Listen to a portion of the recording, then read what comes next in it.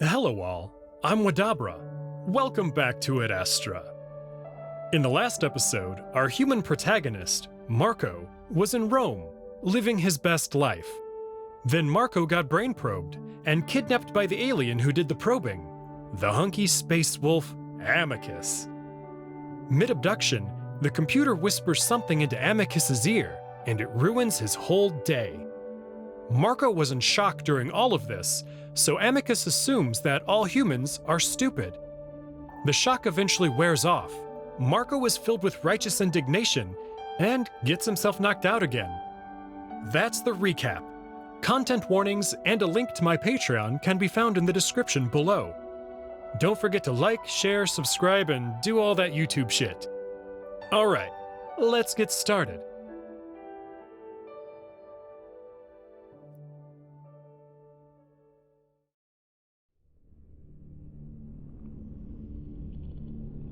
I float in a void of nothingness. Not even blackness. Nothingness. The feeling of having no sense of self. The boundaries of my being having no boundaries. It makes me panic. I'm still here, but nothing else exists. Am I all there is? I feel the borders of my sanity start to bend and break. It only lasts a moment before something massive and all-encompassing grabs hold of me. Instantly, I'm comforted, calmed by a sense of complete security. All is as it should be.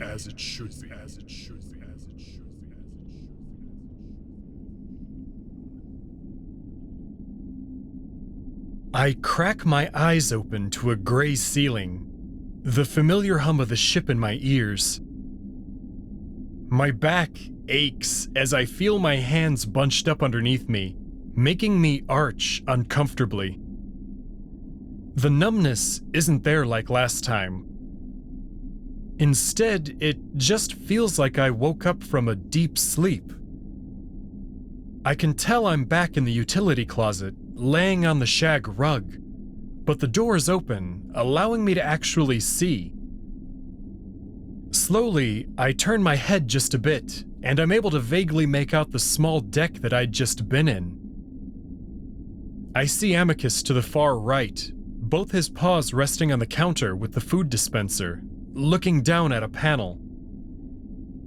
He's got his back to me at an angle, one foot crossed behind the other, his tail swishing back and forth while he mumbles to himself.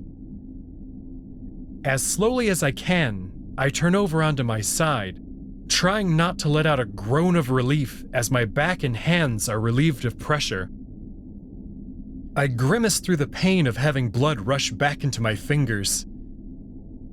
That's when I realize that my hands are tied at the wrists behind my back with a cord of some kind. The ends of it dangle through my fingers, and it feels smooth and metallic. Some slow movements with my hands tell me immediately that they haven't been tied well. My left hand is fairly secure, but the loop around my right is loose. I get the feeling that if I pull hard enough, I might be able to slip it. And just like that, it comes out. My shoulder jerks when I do it, and I freeze, waiting to see if Amicus might notice. He goes on staring down at the panel, leaning forward to rest his chin on a fist. Cassius is probably going to figure it out right away. I know it. Amicus sighs and hunches over further. I let out the breath I'm holding as quietly as I can before I start looking around, moving my head as little as possible. On the shelves are a variety of different objects that I can't identify. They all have a heavy, industrial look to them, and I know that I could use any of them as a weapon. There's a long, pipe-like object at the end of the bottom shelf, and I imagine hefting that in both hands, bringing the end of it down on top of that stupid wolf's. Amicus suddenly straightens up, and I stiffen, closing my eyes. I hear the wolf move, padding in my direction. That continues until there's a pause, and I can feel his presence standing in the doorway.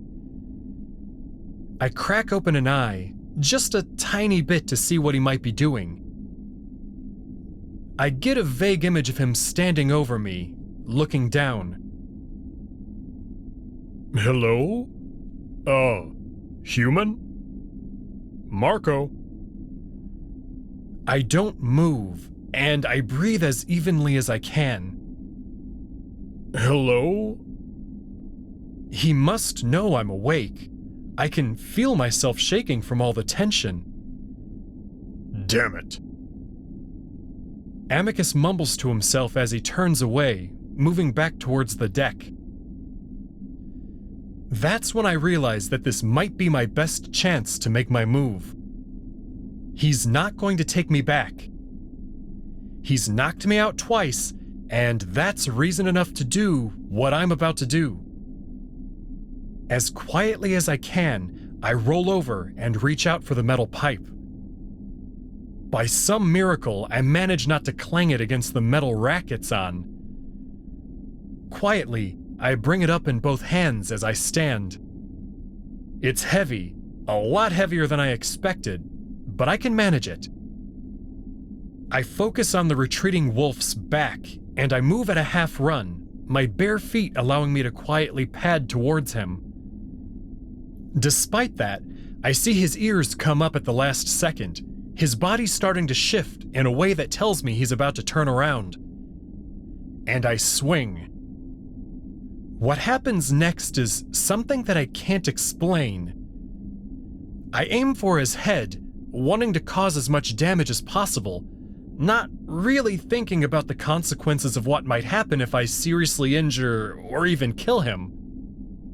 But for some inexplicable reason, the trajectory of my swing suddenly dips down, as if caused by some invisible magnet, making me miss Amicus's head. The strange force doesn't lessen the power of my swing, though, and it carries through to land with a hard, meaty thump into the side of the wolf's thick neck. Ah! Amicus cringes, both paws moving to cover the back and side of his neck, dropping into a crouch. He looks back at me, his eyes wide and wild, an expression that sends a shot of fear into my body. I suddenly see him as a wild animal. A wild, scared, and very angry animal. I raise the pipe again, over my head to bring down on the head I'd just missed. But Amicus is fast. He leaps up from the crouch, in an upward and forward motion, straight into my chest. I wheeze, but manage to stay on my feet as the wolf carries me backwards to slam against the wall of the deck. Amicus snarls into my face, teeth bared, one eye wincing shut. I struggle, but there's no way. He handles me like a rag doll, like a toy. This must be how someone feels during a wild animal attack. Completely helpless, suddenly wondering why evolution left us so damn defenseless. What the hell are you doing? Ah! Amicus yells at me as he lets go of one of my wrists to put a paw on his neck, cringing as he does. Damn it! I struggle with my freed hand, grabbing Amicus's face and trying to gouge his eyes and nose. The wolf immediately lets go of his neck and grabs the pipe. He wrenches it away, but I try to hold on and almost get lifted off my feet. He swings it one way, then violently in the other direction, throwing me to the floor of the deck as I lose my grip on my weapon. Amicus advances on me as I lay flat on my back, staring up at him wide-eyed, realizing how big of a mistake I've made thinking I could handle a 7-foot-tall, muscle-bound wolf. I wonder if he's going to come at me with the pipe, but he throws it to the side. He starts to lean over me, still snarling. "You little prick! This time I'll bind you up to your shoulders. How does that sound?" He grabs up one of my arms, trying to pull me up, but I go limp. "Get up! Otherwise, I'll make you." He grabs my other arm. That's when I notice his wide stance over me and a particular bulge between his legs. I hardly think about it. Drawing back 1 foot, I launch it as hard as I can into his crotch. I feel a distinctly soft form get flattened under my foot as it gets trapped between the force of my kick and the substantial weight of Amicus's body. If there was any doubt in my mind that this male alien would be affected any differently compared to a male human, his reaction quashes it. Amicus freezes, eyes wide, hunching over me even further while his thighs snap together, trapping my foot. We both stay frozen for an awkward length of time as I stare at what I'd just done. And that's when I see that device hanging on his waistband, the one that he'd been using to knock me out. I struggle to pull my foot free of the surprisingly tight embrace of his thighs, while at the same time pulling my hands out of his now limp grasp. I reach for his waist, grabbing the device. Amicus, probably distracted by the unexpected nutshot, doesn't seem to notice, and I finally yank my foot free. As I stumble to my feet, the alien half-heartedly grabs at me, and I struggle against his paws before reaching for his red cape and pulling it over his head. Amicus finally stumbles back, one paw flying to his crotch, the other struggling with his cape as he stays bent over, mouth hanging open, making a weird gasping sound like he was holding his breath. I look at the device in my hands, desperately trying to understand how to use it. A glass panel takes up most of the face of the device, like a phone, but 2 metal prongs stick out one end. I frantically push at the screen, and it comes to life, displaying a vertical bar. About 1/10 of it is filled from the bottom with a light blue color. I push at it with my thumb, waiting for something to happen, for electricity to start arcing between the prongs, or something. Instead, the bar fills with the slight of my thumb. I push it all the way up until the color turns a dark violet. I hear a snarl and see Amicus finally tear the cape off before he comes at me again, one paw still over his crotch, the other reaching out for me. I don't have time to think. I just duck under his approaching paw and press the prongs as hard as I can into his body. It sinks into his stomach, and I hear the wolf make a huff sound into my ear. There's a pause as nothing seems to happen. Then I press harder and squeeze the device, and the result is instant. There's no sound, but Amicus's body seizes violently, shaking as if he's having a seizure. The muscles in his stomach tense hard and push the device back out a few inches. I hold it there, not wanting to let up in case it isn't enough, in case he'll just recover and come at me again. After a few seconds, the wolf's seizing and shuddering stops on its own.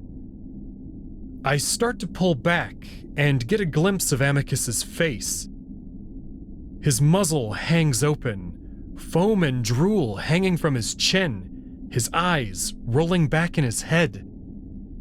It's a scary sight, so I try to back away, and Amicus comes with me, the contact with the device having been the only thing keeping him balanced. His weight takes me down, and the next thing I know is that I'm flat on my back, struggling to breathe as Amicus's incredible weight crushes me into the metal deck. He practically envelops me with his soft, furry body, his big head resting on my chest. I stare down at him, watching as his black lips and eyelids twitch, his tongue hanging out as he makes sporadic snorting sounds.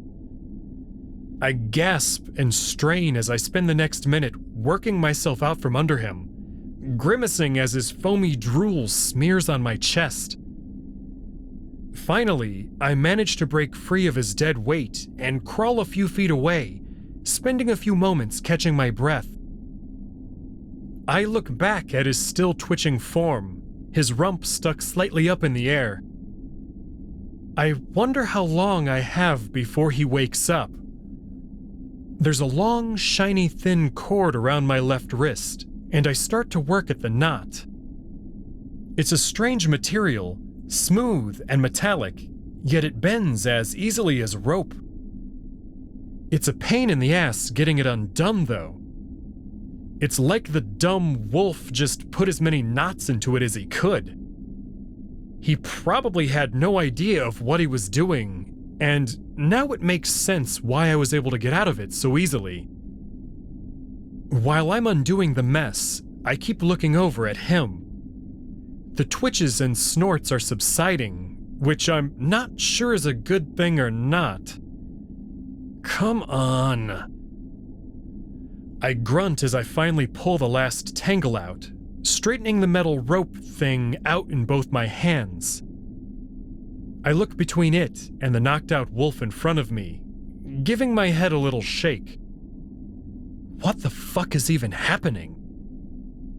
I get to work, planting my butt on Amicus's as I pull both of his paws behind his back. I have some difficulty keeping my balance as I lift his heavy arms and start winding the rope around his wrists. I'm not exactly an expert at tying hands behind backs either, but I feel far more confident in my work than Amicus ever should have in his own. I guess his carelessness makes some sort of sense considering I'm a tiny human and he's a giant canine. He probably thought he'd just be able to toss me back in the closet if I got free. I look over my work, somewhat satisfied with how neat and tight the binding is. I shift and almost slide off the wolf's ass, forcing me to put my hands back and steady myself on his thighs. They're thick and heavily muscled, and that makes me realize that they might also be a problem. While binding his arms is a start, I have no doubt in my mind he'd be able to take me out with a few nasty kicks. I stand up and start looking around for more of that rope. But that's when I notice something strange happening outside the windows. Thin streaks of white light stretch and bend, moving slowly from the front before arcing in long lines to the sides and disappearing from sight. I stare, mesmerized, then suddenly feel sick at the sight. I avert my eyes, looking at the wall while I watch the strange light show out of the corner of my eye. Are those stars? Are we in some sort of wormhole, or what was it called? A hyperspace? I start to get the feeling that I'm very, very far from Earth now, which makes me feel even more sick. I want to keep my mind off of it, so I set about searching the deck for more of the metal rope, trying to ignore that we might be moving at the speed of light into the depths of space. I don't have much luck. Most everything in the ship is flush to its surface with very few moving parts. I end up going back to the utility closet, and that's when I see that metal polygon with the long cord sticking out of it, the one I'd knocked off the shelf earlier. I lean over and pull at it, deciding that it should hold, even if it's more plasticky and not metal. 5 minutes later, and I have his legs bound together.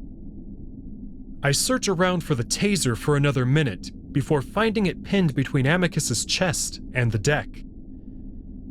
I'm hot and sweaty as I finally sit back against the opposite wall, staring at the face-down wolf and his bindings.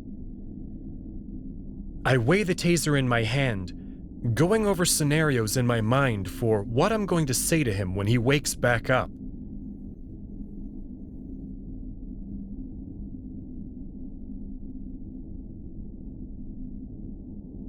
I'm not sure how long it takes. An hour? Maybe 2, before Amicus starts to stir? First he groans, then he rolls over a few times, then draws up his bound legs before trying to work his paws free. Finally, he opens his eyes, and because he's on his side, I'm the first thing he sees. He squints, frowns, then groans again, turning over onto his stomach. What the hell?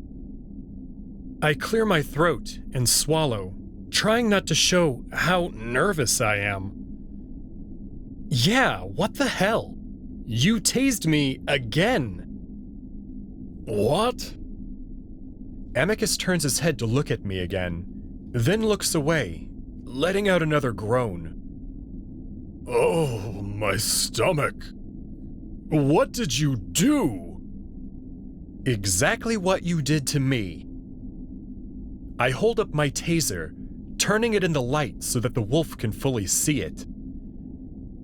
Amicus stares at it for a moment before letting his face fall back to the floor of the deck.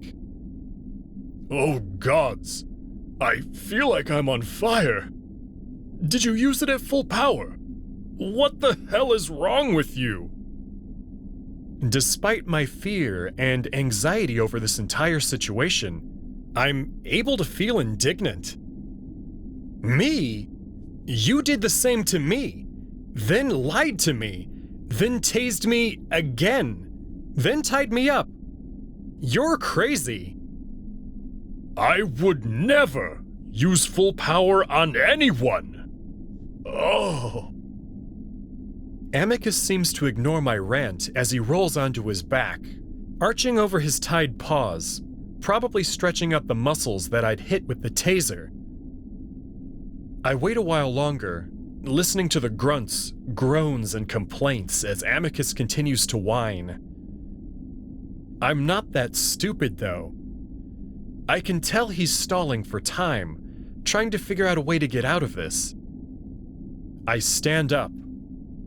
Take me home. Amicus opens one eye, glaring at me.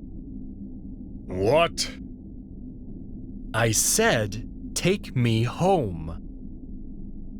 Amicus goes quiet for a moment, his eyes closed. Then he forces himself to sit up, visibly cringing as he's forced to use his stomach muscles. He scoots back with more complaints until he plants his back against the wall behind him. I see his shoulders shift, his biceps bulging, and I can tell that he's working and testing the restraints. I raise the taser. Stop moving or I'm gonna hit you again. Fuck off! I move towards him, brandishing the taser like a sword. Hey, hey, hey! Amicus kicks his feet up, trying to block my attack. Now I see real fear in his eyes. Then stop moving and tell me how we get back. I don't really want to shock him again. It did look really painful, and on top of that, I don't want to knock him out for hours while our little ship is hurtling through space. Amicus glares at me for a moment, his feet still in the air, before he slowly lowers them. I'll show you if you let me go. I actually laugh, and the sound seems to startle the wolf. Are you kidding me? Why should I trust you at all after what you've done to me? Amicus's ears flatten. Tell me where the hell you're taking me and why. Otherwise, I will zap you again. What? He seems at a loss for words. I can't tell you. I glare, and for a moment I consider just jabbing him again right then and there. Why not? The wolf remains silent as he looks away from me. I feel myself getting even more angry. I'm tired of this alien holding me hostage. Well, I guess I'll just have to figure it out on my own then. I turn away and start moving towards the front of the deck. Amicus shifts around behind me. What? You don't know the first thing about this ship. Don't! The big wolf grunts as he tries to get his feet under him. Don't touch anything! I ignore him and move to the panels, looking them over. The big one in the middle looks promising, and I start poking at it. I know I won't be able to figure out how to turn this ship around, but the wolf's worry over me touching the panels gives me an idea. I can probably mess things up to the point where he'll have to tell me what he's doing, or even how I might be able to get back. There aren't many other options aside from torturing him, something I really don't want to do. The lines and shapes move with my finger, and Roman numerals pop up randomly here and there. Hey! What are you doing? Amicus huffs and puffs behind me, just as a circle appears and compresses around my finger, like it's zeroed in on something. I look back to see Amicus hobbling onto his tied-together feet, looking just about ready to topple over. You have no idea what... I feel a soft vibration under my finger, not unlike my phone's haptic feedback. Overriding sleep mode. Locked onto Stella 556425. No! Calm! Stop last directive! Voice commands for piloting are reserved for the Emperor, Amicus. Human! Stop! Amicus starts hopping towards me on his bound feet, and I scramble to the side so he doesn't run into me. No, no, no! The wolf stares down at the panel, and I look out the window as the stars seem to curve all the way to my right, making me feel sick again. And the next thing I know, the cabin is lit up by an ominous red glow. The windows suddenly tint, blocking the worst of the light, and that's when I'm able to see a massive ball of fire in front of the ship. The size of it is incredible. Orbital trajectory will intersect with photosphere. Ensure safety straps are in place. Making corrective maneuvers. I only have a moment to wonder what the hell Com is talking about before Amicus and I are thrown sideways into the left window of the ship. The impact is mostly cushioned by Amicus's body, and I hear him yell and curse under me. Move! Get in the seat! I struggle to reach out to the seat in front of me, but I can barely lift my hand. The gravity of the star is so powerful, it feels like it's going to suck out my soul. Then I'm suddenly boosted up by something behind me, and I look back, the movement making me feel like my neck is going to break. I see Amicus with his back planted against the window, his feet pushing me up to the seat. I manage to grab the armrest and pull myself into it. Now the left armrest is digging painfully into my back, making it feel as if a professional wrestler is slamming me into a backbreaker. Amicus jumps from the window, high enough that his feet land against the right side of my chair. Then he jumps again, managing to wedge himself in the footwell of the opposite seat. Heat shields are compromised. Expect heat damage to outer layer of ship in 30 seconds. With a great deal of snarling and gasping, he pushes himself awkwardly into the seat, both feet planted against the panels in front of him for leverage. He turns to me, teeth bared, a determined look in his eyes. "Look at your right armrest. Do you see the green panel between the red buttons?" Through the shock, I'm somehow able to understand him and look down. "Now, drag your finger across it to the left. It'll steer the ship." I feel panic starting to rise in my chest at the idea of steering a goddamn spaceship. "What?" "Just do it! Point us away from the star!" I do as I'm told, sliding a thumb gingerly over the green panel. And slowly, the ship turns, pointing away from the star, shifting the incredible force of gravity until it's pulling us back into the seats. Now see that lever in between us?" "Yeah." "Pull it down!" Now reaching my hand out is almost impossible as it gets pulled back towards the star behind us. Gritting my teeth, I lean forward as hard as I can, practically throwing myself forward and grabbing onto the lever. Then, gravity does the rest of the work, and the lever comes down hard. I lose my grip and get thrown back into my seat. The gravity increases twofold, and for a moment it feels like my entire body is being crushed into a pancake. And then the burning orange light is gone, and the deck goes black. Running diagnostics.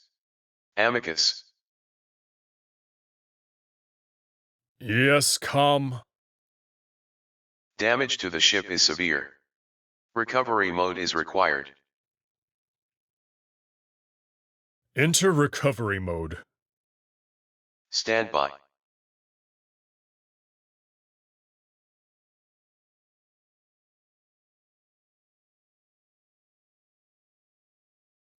We sit in silence for a long, long time. I lean against the seat with both feet drawn up to my chest, feeling numb and shaky. I also feel stupid, embarrassed, and kind of guilty. On one hand, I nearly just got us both killed. But on the other hand, this crazy alien almost killed me by bringing me here in the first place. At least it feels that way. I still don't know what his ultimate plan is with me. I wonder, for the 100th time, if I'm going to wake up. I plug my nose and try to breathe through my nostrils. No air comes through. I sigh and look out the window, at the blue glow that we've found ourselves in.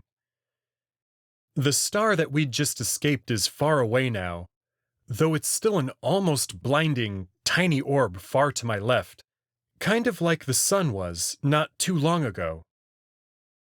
It's lighting up all this dust that's around us with an eerie blue glow. It's kind of calming. I look over at Amicus and see him slumped in his chair, looking out the window. His shoulders are hunched, ears drooping, and his head down.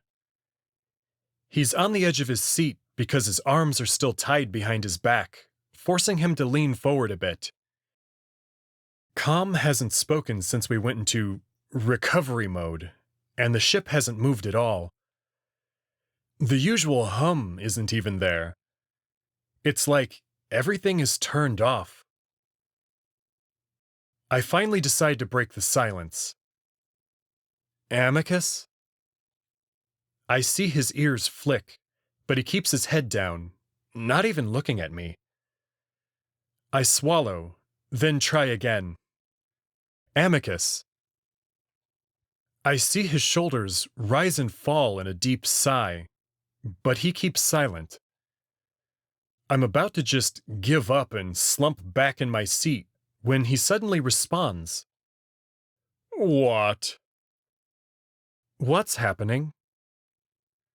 The wolf turns to glare at me. "What do you mean, what's happening? You broke the ship." He turns away and continues to sulk. I feel a little anger at that, and I realize that this alien isn't alien at all. He's acting just like an upset human kid that didn't get his way. It makes me a little less afraid of him. Excuse me? Do I have to go through the list of shit that you did to me?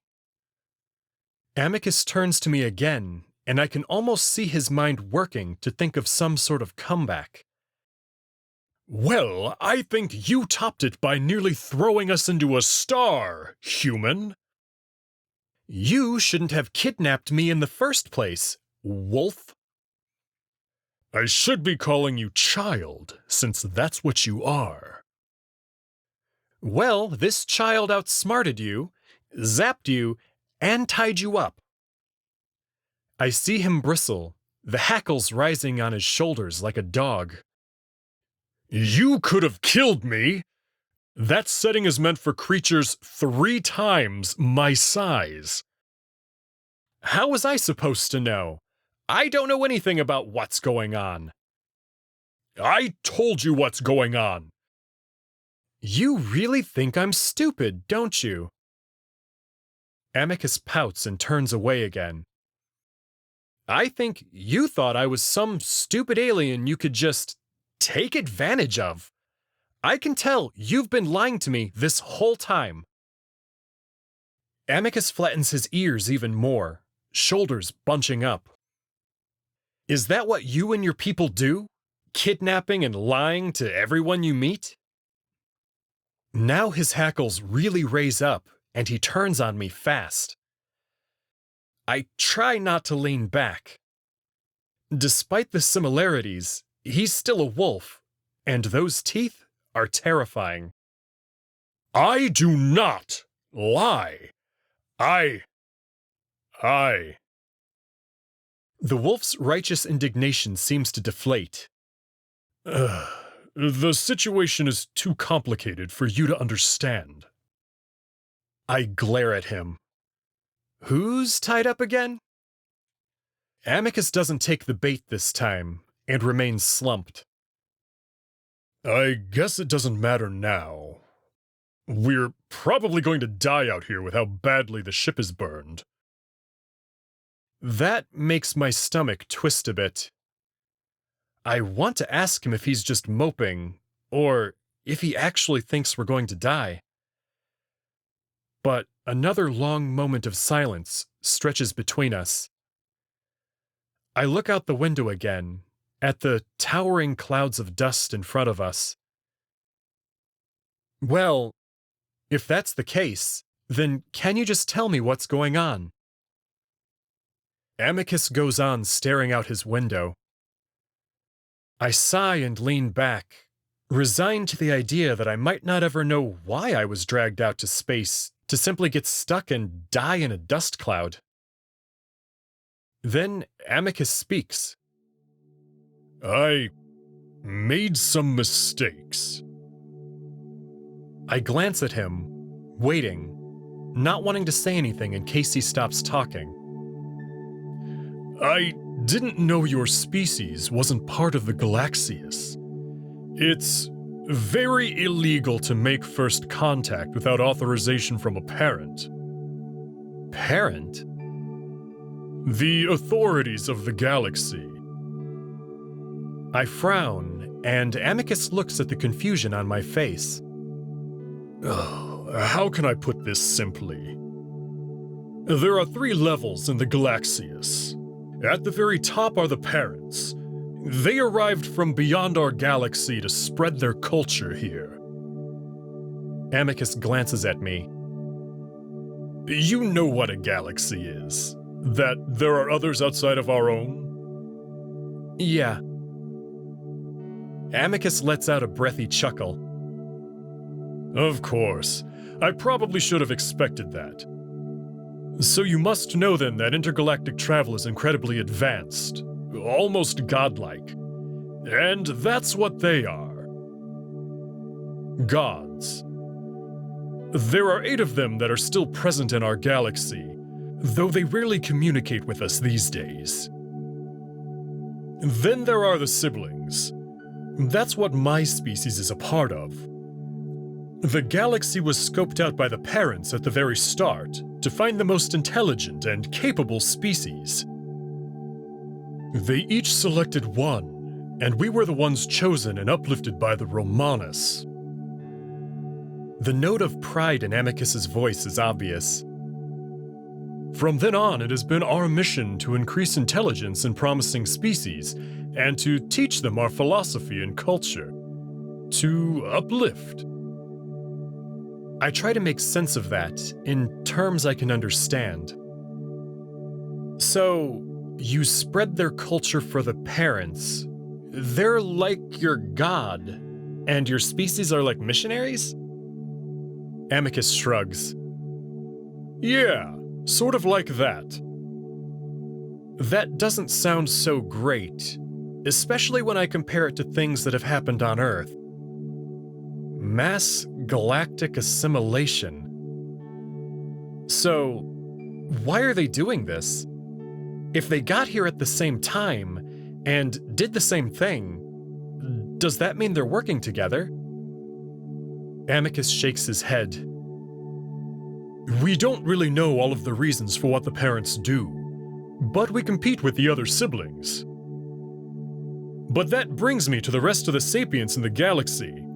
The children. The siblings uplift these children and bring them into our fold under the direction of our parents. Again, they haven't told us exactly what's going on, but we came to the conclusion that it's some sort of competition, and we mean to win for our parents. So, I'm a child? Well, no, not exactly. I've been calling you that, but you're not part of the Galaxius. And that's where I made my mistake. Like I said, it was illegal for me to contact you, but I didn't know. How did you not know that? Shouldn't you have a record of this type of stuff? That's the confusing part to me. I found Earth in the library, so there was a record of it. But there wasn't much. Just a few footnotes about a sapient species there. But because that record exists, I know that your species was uplifted to child status at some point. In Rome? Presumably. But sometimes the species is unable to be uplifted for different reasons. Too aggressive, too docile, too unintelligent. Amicus glances at me. I thought this is what happened to your species. Then, if we've been uplifted, doesn't that mean that you've already made first contact? Yes, but you're still not part of the Galaxius. That's why I made the mistake. You should know about it, but you don't. Knowledge of other intelligent life is sacred, and for whatever reason, your species lost it. So it doesn't matter that we've made contact before. If the knowledge of the Galaxius has been lost, then any form of communication between us is first contact all over again. And while uplift has been cancelled with species in the past, we don't completely cut off contact. They're permanently part of the Galaxius. I've never heard of something like this happening before, so I panicked. Calm. Amicus glances at the ceiling. Wasn't able to tell me that until he connected to your nexus. Nexus? Another word that doesn't translate. Like the technology that connects places, people, information. The internet? If that's your word for it. So, I try to understand everything I'm being told. Why didn't you just tell me all of this before you kidnapped me? Or knocked me out? I see Amicus's ears flatten, and he looks away, clearly ashamed. I don't know. I didn't fully understand the intelligence of your species yet, I thought I could just lead you to believe things. I don't say anything, and Amicus shifts uncomfortably. Leaving you on Earth after you saw me, you might have gone to the authorities on your planet with that knowledge, which might have led to a monitor being alerted. Amicus answers my question before I can ask it. Monitors are basically the ears and eyes of the parents. They monitor the galaxy. And what happens if they're alerted? Amicus sighs deeply. I don't know. It hasn't happened in a long time, and I don't think anyone has ever broken this particular law. It's one of the most important laws we're supposed to follow. Knowing I'd broken it. Amicus pauses. Scared you? Amicus shakes his head but doesn't say anything. I try to piece all of this together in my head. So then you panicked and kidnapped me? It was either that, or kill you, or leave you and hope for the best. But that was a risk that I felt I couldn't take at the time. Amicus seems to shrink in his seat. And I guess I just didn't want to tell you because I knew I'd disrupted your life in a terrible way. I thought I might be able to make you forget, and want to stay with me if you saw my home. But why? Why did you do it in the first place? What do you want from me? Amicus looks at me for a long while, probably debating on how much to tell me. Then he turns away. I needed a pet. Excuse me?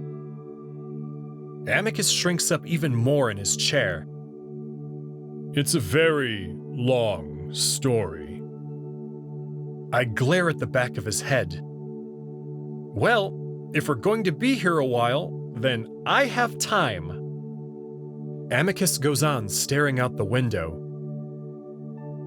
My father was the emperor.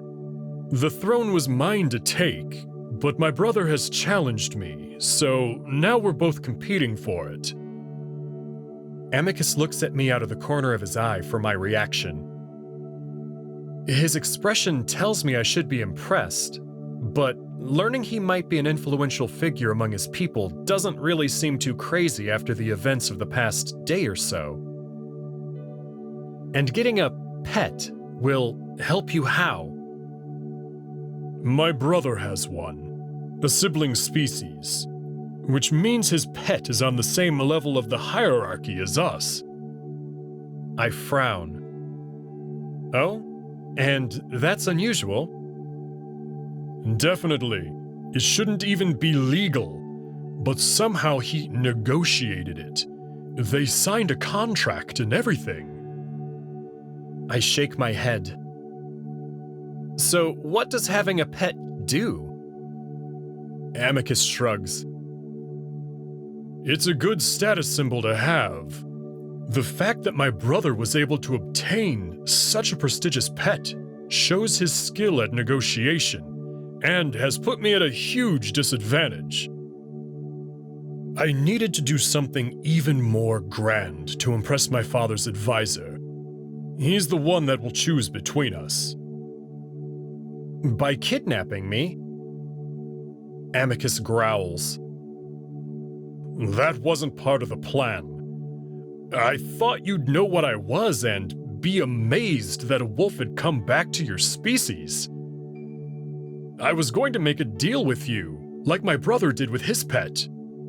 I wanted a sapient that no one had seen in a long time. So that's why I'm here. To be used as some pawn in some power struggle in some alien empire far away? So why can't you take me back? What if I promise not to say anything? I would take you back if I could. I realize now that would have been the better option.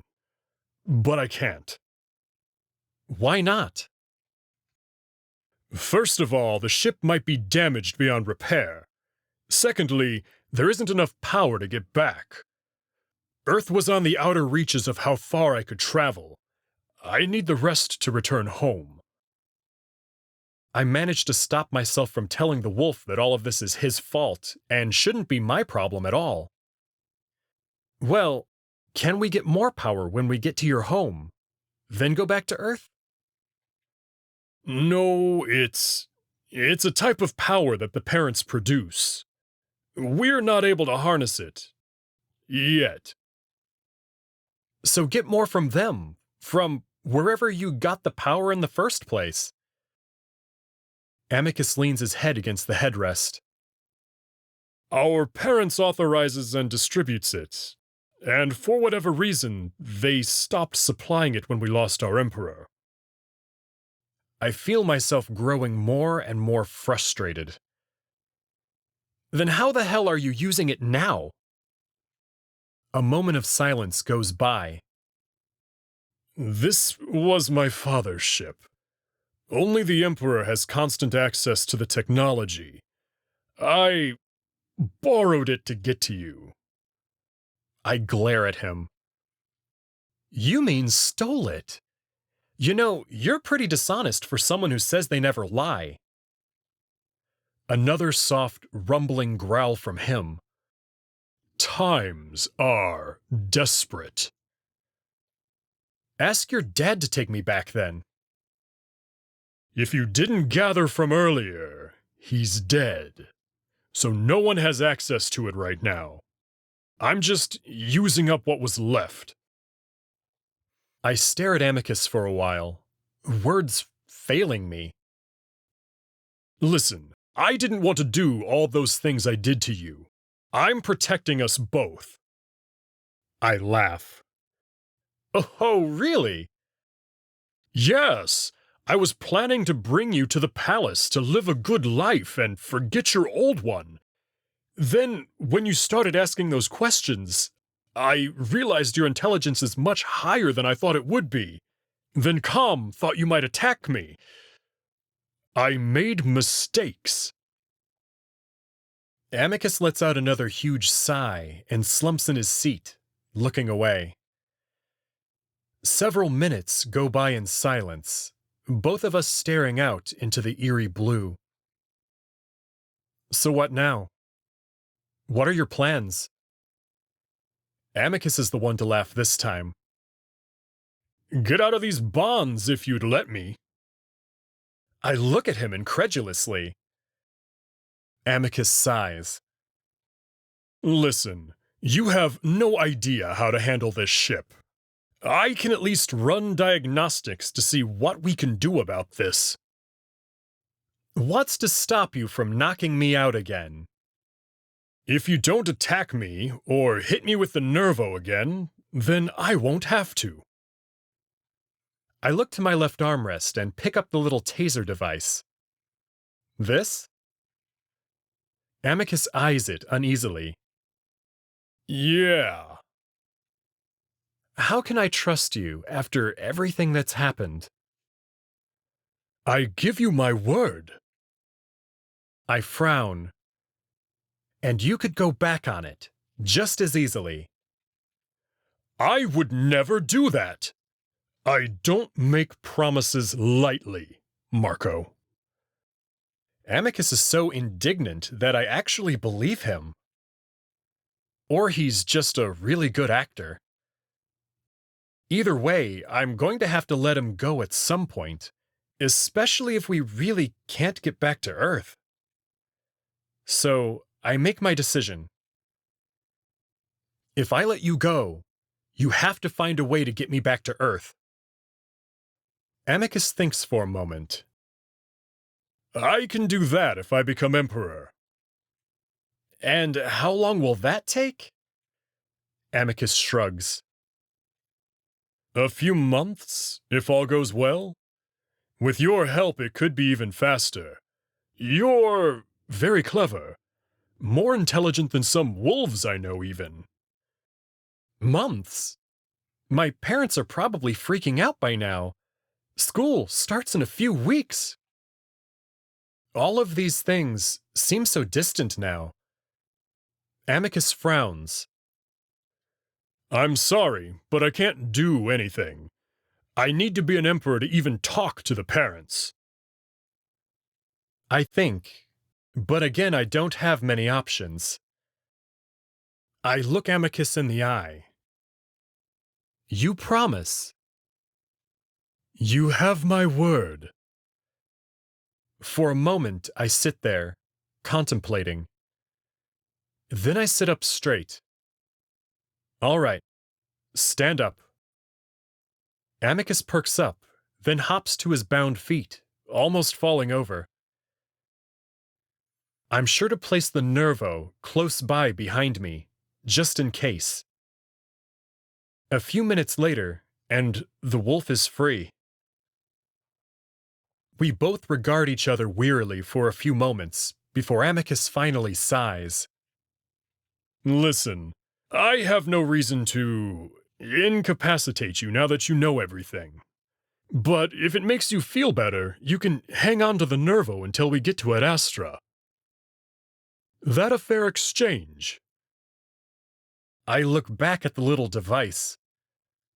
While I have little reason to trust Amicus, the wolf has virtually no reason to trust me. I consider it, then shake my head. Can we put it away somewhere?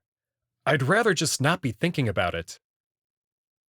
Amicus looks at me in surprise, then rubs his stomach where I jabbed him. Okay, yeah. That sounds like a deal to me. Amicus holds out a paw, and I look down at the thick black pads on his fingers and palm before picking up the Nervo and handing it to him carefully. For a moment, I imagine him immediately turning the thing around and jabbing it into my face. But instead, he turns and walks towards the back of the ship. I notice his stance is slightly bow-legged, and he adjusts himself a few times. That makes me feel a little guilty about fighting dirty earlier, but only a little. On his way, he sweeps up his cape in one fluid motion before wrapping it around his shoulders. Then he moves to the back wall and, sticking out a paw, he presses a panel and a small portion of the wall slides back, revealing another, smaller room. From where I am, I can see what looks like a little cot and various cupboards. He opens one of these and places the Nervo inside before shutting it. He comes back out and notices me staring. That's my quarters. It's where I sleep. If you, need to urinate or whatever else you do, there's a toilet in there. I'm fine for now. I feel my stomach gurgle, something that it's been doing for a while now. I am a little hungry, though. Amicus raises a brow. You want to try it again? Sure. It's not the worst food I've ever had. The earthy smell translates into the taste, but there's a strange hint of sweetness to it, like chocolate, and that makes it a little more palatable. I can at least swallow it down without gagging, so that's good, I guess. Amicus has his own cup, though he's paying more attention to the panels than to his food. I may have been exaggerating a bit earlier. Damage appears to be minimal. We were actually lucky that you didn't lock onto something worse, like a pit. There was one very near that star. A pit? Amicus shrugs, waving his hand in the air as if brushing my question aside. A very strong gravitational singularity that sucks everything up around it. Like a black hole? Black hole? Like its gravity is so powerful that even light gets pulled into it. That's why they're black. Amicus looks at me in surprise. Oh, you know what that is. Guess I should stop being surprised, honestly. You humans really are something. You basically uplifted yourselves. I shrug. We touched on it in my Astronomy 101 class. I don't know much about them. But the fact that your species found out about them in the first place. Anyway. Amicus presses a button before suddenly the hum of the ship comes back to life. Systems back online. And? Amicus pulls the lever, and suddenly the blue disappears and the windows are filled with warping stars again. I immediately look away, feeling the chocolate mud start to work its way up my throat. We were actually almost to Adastra when you took control. Amicus rubs the side of his neck, wincing as he stretches it out. Should be there fairly soon. What is this? I wave my hand at the window, not looking. The bending light. It's the stretch drive. Basically, space is being shortened ahead of us. Amicus puts his paws close together in front of himself. And stretched out behind us. Amicus stretches his paws out wide. I don't really know how it works. Only the parents can build this kind of tech, and it's the only way I could get to Earth. Or anywhere outside our star system, really. They even figured out a way to make time stand still around us when we travel. Otherwise, way too much time would have passed back home. I'm starting to get a picture of how powerful these parents actually are.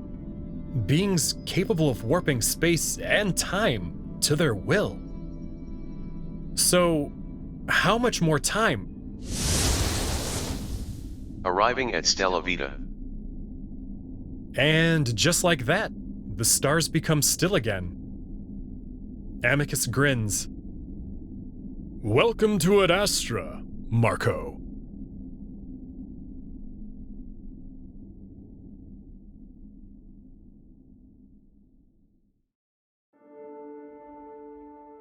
Welcome to the after reading. We all know it. Some of us love it. It's time to talk about the kidnapping as romance or abduction as love trope, and how Adastra does some things to subvert it. Let me know if this sounds familiar. A handsome man wants a breeding partner, so he kidnaps an attractive potential mate. She fights him for a while, he starts to act remorseful and polite, romantic shenanigans ensue, and then a shotgun wedding happens and everyone lives happily ever after. The 1954 musical, Seven Brides for Seven Brothers, and 1987's Overboard are two movies that I enjoy that use these tropes extensively, and I recommend you give them a watch if you've never seen them before. The former follows the trope to the letter, whereas the latter deviates a bit and throws in some gaslighting for a good measure. So how is Adastra different? Well, for starters, Amicus isn't actually looking for a mate when he kidnaps Marco. He was hoping to procure the human services by offering him a contract. This setup actually has more in common with Overboard than Seven Brides for Seven Brothers, where the two lead characters meet for business reasons, and things go off the rails from there. Unlike Overboard, though, where one character intentionally gaslights the other for half the film as payback for being a horrible person, Amicus didn't set out to do a kidnapping. He eventually does what he did out of fear and panic, and at no point are Amicus's actions ever portrayed positively. He's solidly in the wrong, and the text makes that clear. Alright, so the kidnapper did a bad thing by kidnapping. When it's portrayed like that, isn't that lampshading? Based on what happens next, I would argue that it's not. In most of these stories, the kidnappee may punch and scream and aim their kicks for the groin, but they never actually gain any real power in the relationship. Marco, on the other hand, takes his power back. He binds up his kidnapper and gets him to spill every detail about what's going on. He then realizes that Amicus is essentially a spoiled rich kid, driven by his ego, who made a rash decision out of fear and is almost as upset with himself as Marco is with him. So eventually, by the end of this chapter, Amicus is speaking to Marco as an intellectual equal. It's clear to both of them that Amicus is the one to shoulder all the blame for their situation. They both have a shared interest in undoing this kidnapping and getting Marco back to Earth as quickly as possible, and they eventually arrive at the titular moon as uneasy allies. I like this dynamic between them quite a lot. Next, let's talk about the lingua. Most of us have been primed by fiction to just accept in-universe translators. Our characters need them to understand each other, and universal translators are a quick and easy solution for that complicated problem. Take the babblefish from The Hitchhiker's Guide to the Galaxy, for example. It's a small, leech-like creature that gets inserted into someone's ear, and then we never worry about our alien languages ever again. But the lingua is not a babblefish. It's not a telepathic symbiote. It's an alien technology crafted by actual gods with a lowercase g, and I think it's safe to assume that every sentient being that the sibling species have uplifted have had one shoved into their brains, likely without consent. That still doesn't sound too bad though, right? Well, let's consider what happens next. Marco, after having his brain violated, begins dreaming of a mysterious entity that tells him that all is as it should be, that all of this is part of some sort of plan by the gods, and he's right where he's supposed to be. Not a great thought considering what he's just been through. Then, shortly thereafter, some mysterious force actually takes control of his body long enough to change the outcome of his swing when he attempts to bash Amicus's skull in with that pipe. The implications of that, while not dwelled upon in the text, are truly frightening. So is the lingua being used by the parents to control Marco? Who can say? These gods, with a lowercase g, seem to be very hands-off, letting their followers stumble around blindly while these people try to figure out why they're doing what they've been told to do. This leads us nicely to what's been revealed about the wolves' questionable culture. They seek out other sentient life and replace their culture with wolf culture, all for the glory of their gods with the lowercase g. Something that sounds a lot like colonization and the forced conversion to Christianity that many real people around the world underwent. They also don't seem to have a problem with taking personal choices and body autonomy away from people they deem as lesser than themselves. And this isn't just subtext. Marco actually makes these observations for himself, though again, it's not dwelled upon. It's actually surprising then, given what we've been able to glean about wolf culture, that Amicus's ability to emphasize with Marco is still intact. Is there a reason for that, I wonder? Could it be because he's gay, and therefore experiences ridicule and/or alienation from his own culture? Yes, it's because he's gay. Lastly, I want to praise the scene where Marco is tying Amicus up. Never once does the novel portray what's happening as sexy or sensual. This is not friendly touching. This is a, oh my god, I'm afraid for my life and I need to do something to keep him from killing me when he wakes back up, type of situation. And it's treated with the seriousness that it deserves, while also being kind of funny to imagine. So what awaits our boys now that they're working together and are about to land on the wolf homeworld? Stick around and find out. Thanks for watching.